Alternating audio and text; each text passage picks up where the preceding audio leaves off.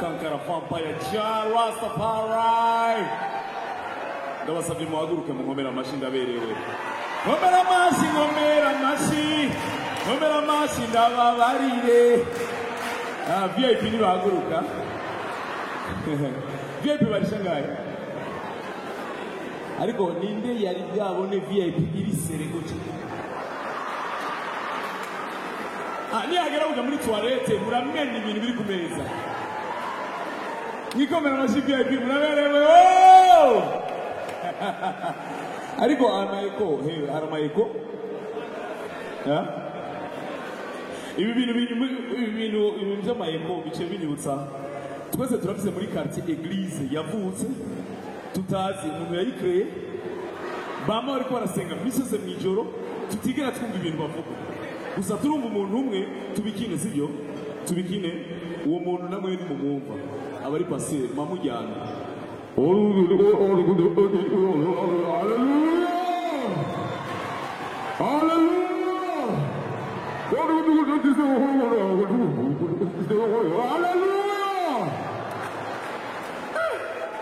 Ni danger. Ndagiye sana. Hewe ndabafite ahantu mvuye Kigali. Nduye Kigali. Naje n'indege. Kenya Airways. 20 minutes. Umunsi wa mbere mfata indege je nari ndaza kujya. Hichamba sentire gutyaye.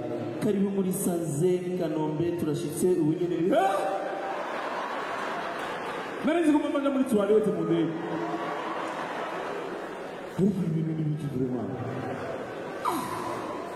Allo! Mumeze neza? Kumengo nibiryoshye niko ari dimanche. Abantu bagiye gusenga mugire gutya kandi nimubesha Imana irababona. Irabahanire emera sha urakoze cyane uri umupagani byebeye. Agumya ameze gutya ati senga vraiment na urasenga ku mugoroba ariko nemeye iki kujya kuraba comedy Imana iguhane. Imana ikubaza ati mbari rukungana wagiye mu bintu by'inzamba y'iherezo. Allo turagiye usanga rero tuvuye hano Kigali turi muri caravane turi kumwe na uriya mugabo twese tumaze iminsi tubona muri televiziyo naramubonye sanga rero guca ariko avec respect namwe mu gihugu cy'Isaramo ndagusaba zone wari muri parlement au petit lève-toi petit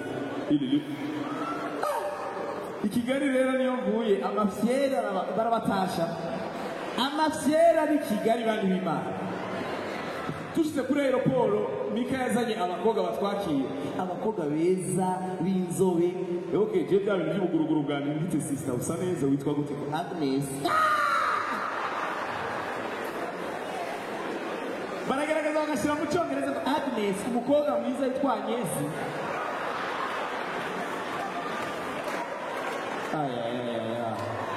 Nababwiye ni twebwe Bujumbura twitwa Ornella, Allegra, Shuela, Alfred mwamini? Alfred Oba. Ni hatari sana. Biraryoshe nanjye rero. Ariko rero hari ikintu maze iminsi mbona. Namaze iminsi ngena bari abantu kungene bagwana mu ndamugeze ngaho abantu b'Imana. Waso kora kazi waso.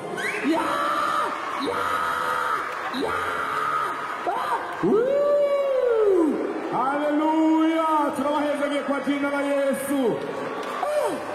Wallahi ibyo bintu si nk'umbu gusa. Imana bakizi Imana gezaho. C'est très dangereux l'histoire.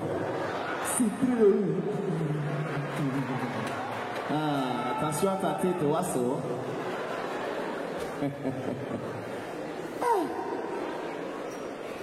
Nariko ndababwira ko maze imizigera mu mariage bama UMC abazogira mariage mu mariage zo babere MC harabatama bamaze imisi babica biki babatama bitsa. Urabona abavyeyi babaje kuvuga nuko rero namugohereje izuba ryaka ngo yaraje bagaca bavyina babatama bitsa rero tuba twababwiye ko ari umunota umwe agaca haguruka murambabarira nta jambo nari nateguye ariko nta mugabo atagenda yiteguye ijambo ryanje naricagaguye mu bice bitandatu babagabo babavye bigira bamesha urazi ko muri quartier twese twamwe tuzo bavye bigira bamesha muri quartier wanyu wamufise umuvye uzi neza yuko uwo muvye abana biwe baragowe bataha binyegeje baca munsi bagira gutya ariko bajya bavye ubutwara bahinyuye asigaye harakaranga wallahi baba vyo tuba tuzite naratangaye sana mugenzi wanje na papa siyambare ati jewe maze imyaka 32 papa wanje ndahurira muri koridoro ni respect ndamutinya sana mutama wanje ndamutinya gose kubera nakuze nkubitwa numumesha mu koridoro wa Kenya ariko na papa sinakuye kuri telefone yiwe sangamo nimero y'umukobwa tubana yiga muri Nigeria yandikiye papa mukuru bonore kayo mayinite we Levieme arikabwira mutama nubaha ngo kura ububono ngo reka ubukicara ubikabimayina abana bo bararinda wa amahoro muvyeyi amahoro cyane amahoro gose yo uyu mama anisomere wanje mama wi wanje ari muri Canada kandi yarantumye ko buca ngenda ndabasige gaha muri rizuba ariko mama wanje abamama barafise ukungene bitaho ibintu byo mu nzu bakareza umumera wa muri Canada arafise ubuyo ahantu haba arafise iki ariko arantelefona saa 8 z'ijoro saa 9 mama aro kiki hewe murabe muze muracomera frigo kandi narakubariye neza yuko abo bashitsi uzurazana mu nzu bakoresha ibikombe ibyo birahuri byanjye n'ibizomeneke ariko umumera wo muri Canada ariko yumbira ibirahuri biri kumutanga sindi gwe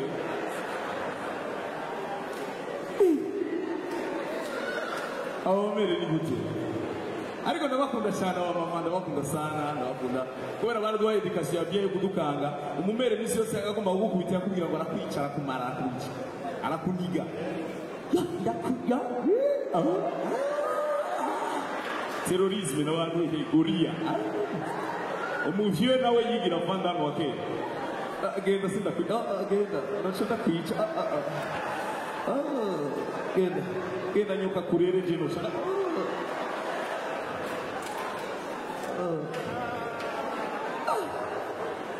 bakomera amasha abavyeyi bacu nawe batujyanye vuba ninda nakunda mama wiwe abavyeyi bacu ni beza sana mumbabarire hari abantu batari ko baranyumva la communauté congolaise est-ce que vous êtes là où sont les congolais tia muziki abakongomani tubaganiriza muri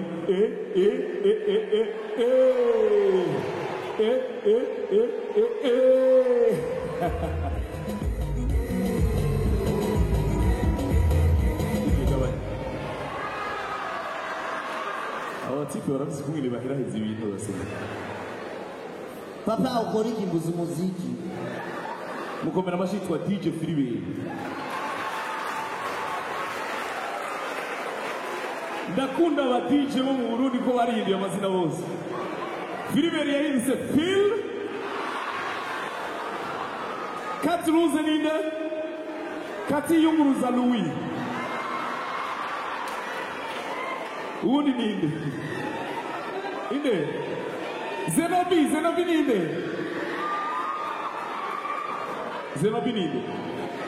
ni Zenobino aba DJ ni rya mbere mbonye mu Burundi umukobwa afotora umufotografe sister uraberewe ariko ushaka umugabo ashaka umugabo ntaragira mariage urabona nazana ingiti gukibere y'abantu gucyaya acha we abahungu mutaragira mariage miyorganize allo tubanaye rero niko tuko turavariya muri muze muri hariya muri Kanombe dushika kuri kariya kaboro ko arakaboro kagira gucyaheza Sasa rero ndabatera histoire nari kumwe na Mane sivyo nari kumwe na Mane nari kumwe na Mutama turagenda gutya tubona escalier nukuvuga umuntu ashatse araca muri escalier ubundi nawo gaca kuri kariya kabondo ndavuga kinyi ndapfuye bana Burundi Olala umugine ndabanza ndamurongo mbona n'ibintu bisanzwe umuyivwariye nawe araza kuja bati olala ndavuga ni meshes attention à vos têtes umuntu arashobora kuhakura amenyo nkaba niko ndababwira uno munsi neza nabigize neza ariko hari akantu gashika hajya ugasanga ukuguru kwafatanye kuri escalier zibiri kucugenda wigize fenti bizuba abantu bose bajenga ndo wakere kamera mashindite buriya mishiza sibintu ibintu bimeze neza cyane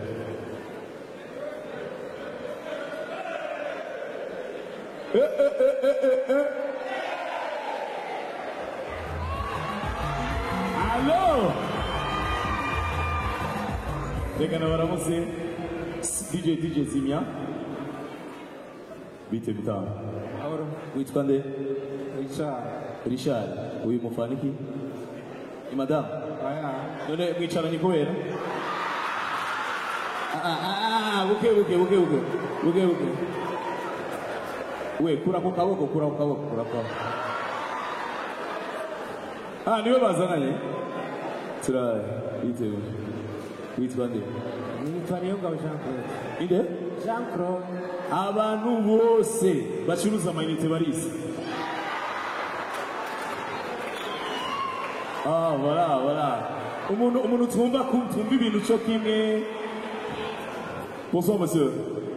Bon, moi, on m'a obligé de jouer en Kirundi, sinon je voulais jouer en français. Comment vous vous appelez, monsieur? Sylvain, c'est comme Alfred, on est de la même génération. Mama yake, mama leke. Yema wewe. Kubadida maison mère. Slay Queen wa Burundi huyu. Mama, which one is Sherry? Safi. One time, alulumabe, chita kulu Safi. Uko Safi sana. Uruwa yafashe kreyo arayihera ngaha. Aragenda ageze ngaha. Aravuga ati reka mfate indi kreyo mera. Biragenda byahuriye ngaha inyuma.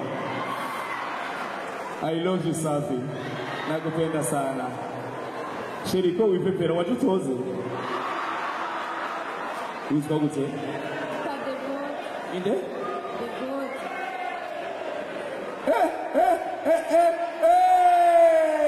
Abantu musanga bagiye kurya, bagiye kwera babagiriye reduction. Bazari nk'ijana hakari hakaranze. Bakomara bashira reduction. Okay. Reka duce hirya muri VIP. Mon ami. Meze neza. Ariko iyi si VIP. Nta ntebe mugira bigarukira ngaha. Muri ko murabatera iyashu. Hemera hejuru. Ba 30,000. Wow. Salut. Ça va? Yitwa nde? Nicole. Iryo zina rirashaje ukaba utaragira mariage Nicole. Nicole ni imyaka 85. Yo, ça va? Muraberewe madame. Vous parlez Kirundi? Vous vous appelez comment? Inde? Mboza. De quelle nationalité? Burundaise Mboza. Ndaga hano na Mungu. Puga daria.